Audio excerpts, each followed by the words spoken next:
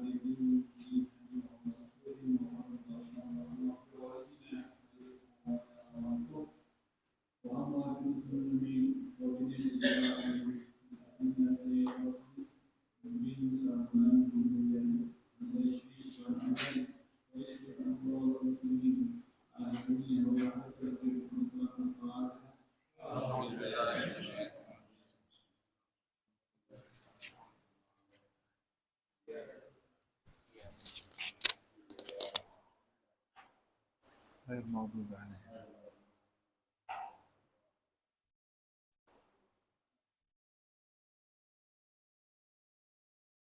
Ya, di pertengahan ya. Di mana tandanya? Fainal alim ya. Pertengahan. Di pertengahan fainal amilah bi ghairi ilmin fainal amilah gitu ya. Di tengah-tengah sekali itu. Pertengahan halaman 7. Fainal amilah bi ghairi ilmin yufsidu aktsara mimma yuslihu. Bismillahirrahmanirrahim. Alhamdulillahirabbil alamin wassalatu wassalamu ala sayyidil mursalin wa ala alihi wa sahbihi ajma'in. قال المصنف رضي الله عنه إلى أن قال فإن العاملة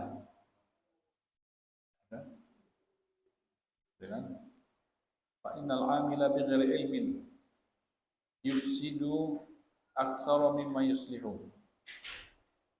Ya, yang terakhir pembahasan kita tidurnya orang alim kan. Inna nauman ala ilmin khairun min salati ala jahlin kan. Jadi sekarang setelahnya. فإن العامل بغير علم يفسد أكثر مما يصلح. وقال رسول الله صلى الله عليه وسلم للعلم أنه يلهمه السعداء ويحرمه الأشقياء. والمعنى والعلم عند الله سبحانه أن إحدى شقوتيه ألا يتعلم العلم ثم يشقى ويتعب في العبادة على خبط فما يكون له من ذلك إلا العناء والعياذ بالله من علم وعمل لا ينفع.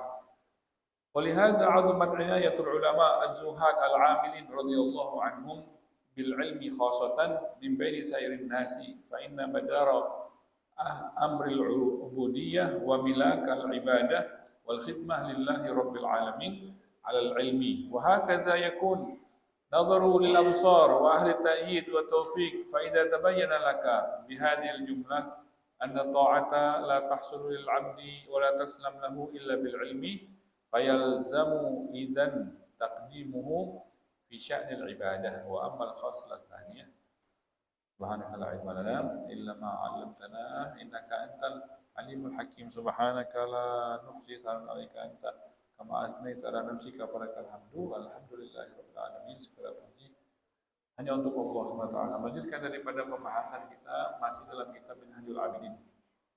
Berkata Al-Imam Al-Ghazali dalam kitabnya.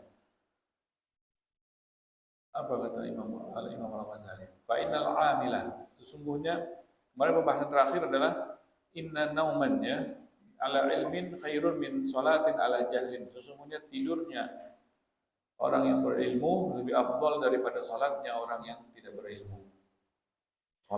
Salatnya orang tidak berilmu kalah sama tidurnya orang berilmu. Ya kan, apalagi salatnya orang berilmu ya. Tidurnya aja bisa mengalahkan salatnya. Ini penjelasannya. Penjelasannya fa'inal amila, kenapa begitu? Kenapa begitu Imam Ghazali menjelaskan? Fa'inal amila sesungguhnya orang yang beramal bi ghairi ilmin, tanpa dengan ilmu, beramal salatkah atau yang lain-lainnya.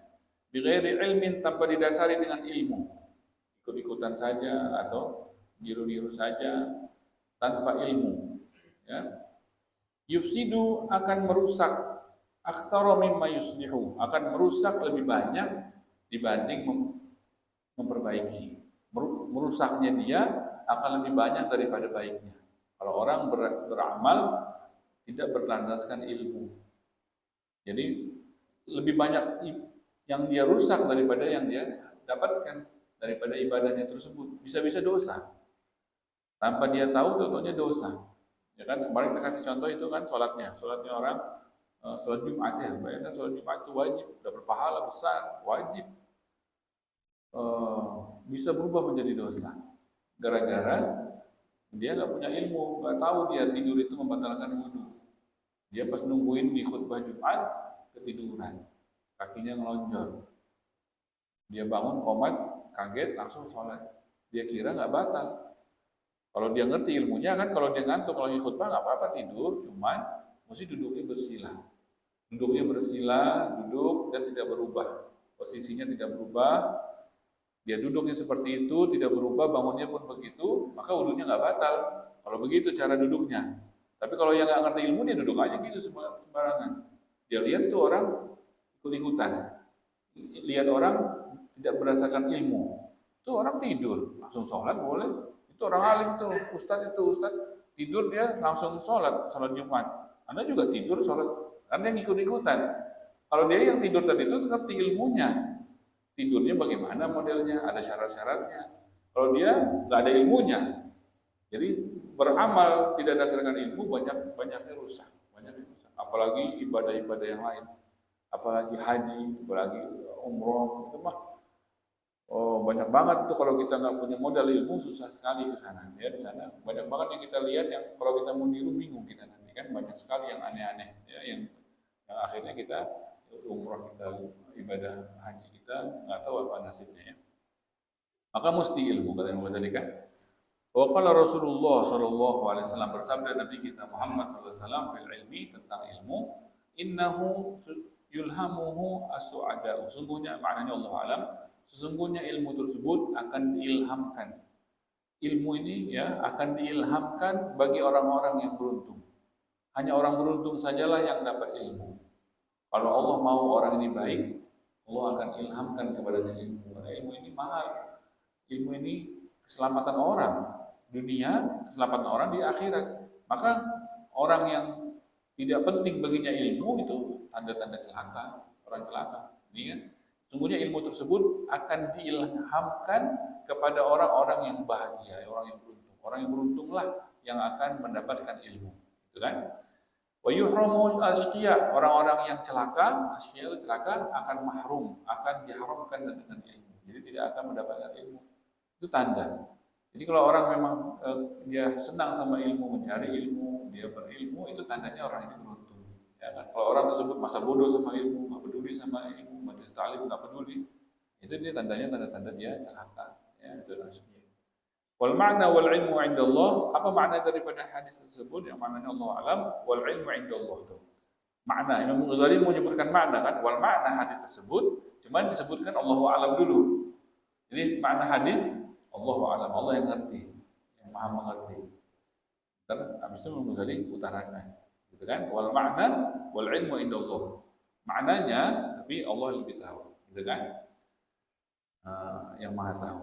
Anna ihda syiqwataihi, ya salah satu di antara celakanya dia alla yata'allama al-ilma. Dengan dia tidak belajar ilmu itu sudah celaka bagi seseorang. Hari-hari yang tidak diisi dengan ilmu itu suatu kecelakaan, celaka itu. Orang ngapain lagi kalau nggak belajar ilmu?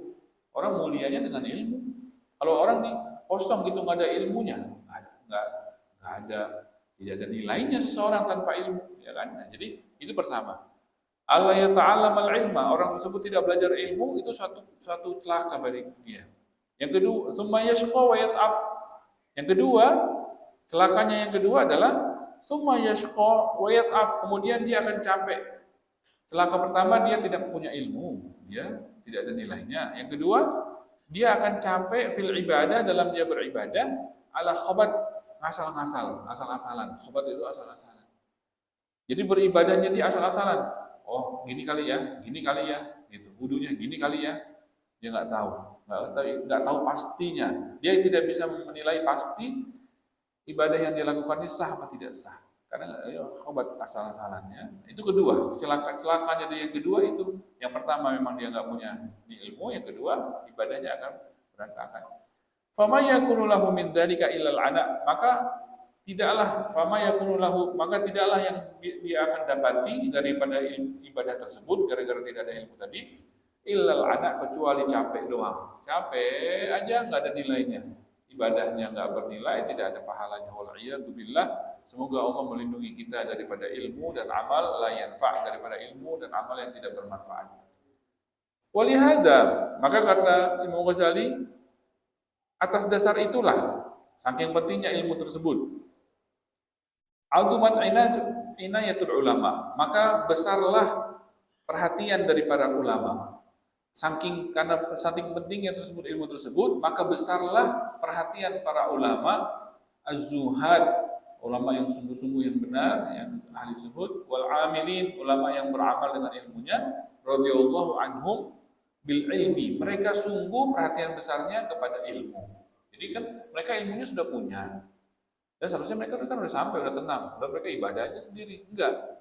Mereka perhatikan ilmu ini penting, bagaimana cara menyebarkannya. Padahal kan mereka sendiri udah nggak butuh sama orang. Dia udah ibadahnya sendiri. Enggak. Dia mau turun. Gimana supaya orang berilmu juga lagi. Menyebarkan dan ini saking pentingnya ilmu tersebut, maka ini menjadi perhatian penting bagi para ulama. Bil ilmi khosoh, khususnya tentang sorotan mereka tentang ilmu. Bagaimana ilmu ini supaya orang punya. Bagaimana ilmu ini supaya semua orang bisa belajar. Maka ngarang kitab, bikin majelis, segala macam. Itu daripada perhatian para ulama, sorotannya ke situ. Yang Ghazali diantaranya. Yang Ghazali mah udah ngerti jalan. Ya, kalau mau ibadahnya sendiri, khalwat aja sendiri. Sampai udah dia selamat. Teman masih mau ngarang kitab lagi. Ini kan makan waktu, ngarang kitab malah waktu. Ketemu sama orang makan waktu. Kalau enggak dia mendingan ibadahnya sendiri ya kan. Kalau dia udah paham jalannya. Enggak, ternyata mereka mau turun dan mereka khusus memperhatikan tentang ilmu ini. Saking pentingnya. Khosotan khusus tentang ilmu mimbaini sa'irin nas dibanding orang-orang lain. Orang lain mungkin masa bodoh dengan ilmu, tapi para ulama khususnya mereka enggak. Mereka perhatikan ilmu tersebut. Fa inna madara amrul ubudiyah, sesungguhnya porosnya, berputarnya urusan ibadah, berputarnya amril ubudiyah, urusan ubudiyah ibadah, berputarnya urusan ibadah, mau ibadah apa aja, puasa, mau ibadah apa aja, sholat, mau ibadah apa aja, zakat, mau ibadah apa aja, umroh, haji, semuanya pasti bersumber dari ilmu. Nah, bagaimana kita mau bayar zakat kalau nggak ngerti ilmunya? Harta mana saja yang wajib dizakati? Berapa zakatnya? Kapan wajib zakatnya? Nah, itu kan ilmu. Puasa gitu juga. Bagaimana kita kalau mau puasa kalau nggak ngerti? Apa saja, gimana niatnya puasa? Apa saja yang mesti membatalkan daripada puasa? Apa yang mesti kita lakukan ketika berpuasa? Itu kan ilmu juga. Apalagi semua ibadah itu berputarnya semua ibadah bermacam beraneka ragam ibadah tersebut. Sumber di titik tengahnya porosnya adalah ilmu, ya kan? Wa milakil ibadah itu sama juga. Wal khidmah lillahi taala alal. Begitu juga khidmat kita kepada Allah Subhanahu wa taala, ya, Sang Pencipta langit dan bumi. Itu kita berkhidmat kepada Allah. Kalau kita mau khidmat kepada Allah, itu pun bersumbernya mesti berdasarkan dengan ilmu. Wa hakadha. Memang begitulah kata Ghazali. Jadi yakunu nadharu lil absar, maka pandangannya orang-orang yang pandangannya jauh melihat dunia dan akhirat, pandangannya jauh ya, yang memiliki pandangan hati yang cerah, mereka memperhatikan hal tersebut. Wa ahli ta'id wa taufiq, orang-orang yang dapat pertolongan dari Allah, pasti pandangannya pasti mementingkan daripada ilmu. Fa idza tabayyana laka, maka kalau sudah begitu jelas bagi kamu kata Ghazali, ya. Habihadil jumlah, dengan penjelasan ini, uraian tadi beberapa pertemuan kita ini, dengan penjelasan ini, anna ta'ah, sesungguhnya ketaatan tersebut, ketaatan yang bakal kita raih. Ini kan kitabnya ini kan Minhajul Abidin, jalannya orang-orang ibadah, ketaatan kan, itu ketaatan tersebut, anna ta'ata la tahsulu lil abdi. Sesungguhnya ketaatan yang mau kita raih, yang mau kita capai, ibadah yang mau kita kerjakan, itulah tahsulu, tidak akan bisa kita dapati. Ketaatan yang mau kita raih tersebut tidak bakal bisa kita dapati lil abdi bagi seorang hamba, wala taslam lahu atau dia sudah dapati tapi nggak bakal selamat. Ibadah yang kita kerjakan tidak bakal selamat, ketaatan yang kita kerjakan tidak bakal selamat, bakal rusak illa bil ilmi, kecuali kita punya ilmu. Kalau kita punya ilmu, maka ibadah itu bisa kita dapati dan dia tidak akan rusak. Gitu kan? Nah, illa bil ilmi. Fa yalzam.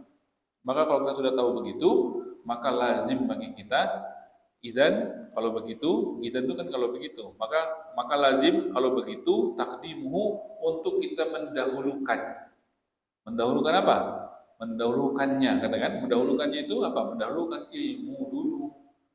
Kalau saking pentingnya ibadah tersebut berdasarkan dengan ilmu, maka ilmu tersebut wajib kita dahulukan. Dahulukan fi sya'nil ibadah dibanding kita beribadah. Sebelum kita beribadah, wajib kita tahu ilmunya dulu supaya ibadah tersebut bisa kita dapati. Yang berikutnya wa amal khoslah thaniyah, yang perkara kedua apa saja dia akan kita bahas insyaallah di pertemuan yang akan. Wallahu a'lam bishawab. Subhanakallahumma wa bihamdika asyhadu an la ilaha illa anta astaghfiruka wa atubu ilaik. Rabbana wa'alna bima 'allamtana rabbi 'allimna alladhi yanfa'una rabbi faqihna wa faqih ahlana wa qarabatin lana fi dinina ma'al kulli unta wa zakar rabbi wafiqna wa wafiqhum lima tartadi qawlan wa fi'lan karama warzuqna kulla halalan da'ima wa akhidatan ya ulama nahda bil khairi wa nufqa kulli syarr.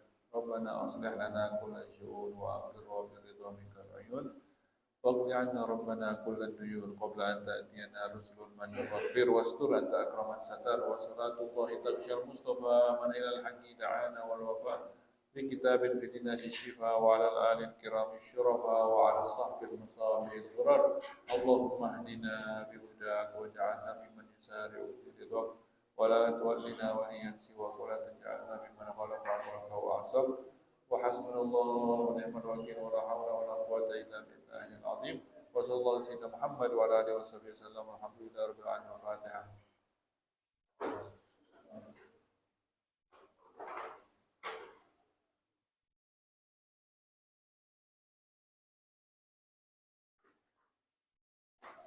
قال رسول الله صلى الله عليه وسلم أفضل ما قلت أنا والنبيون من قبل لا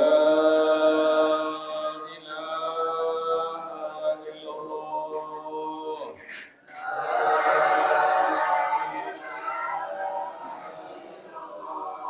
لا إله إلا الله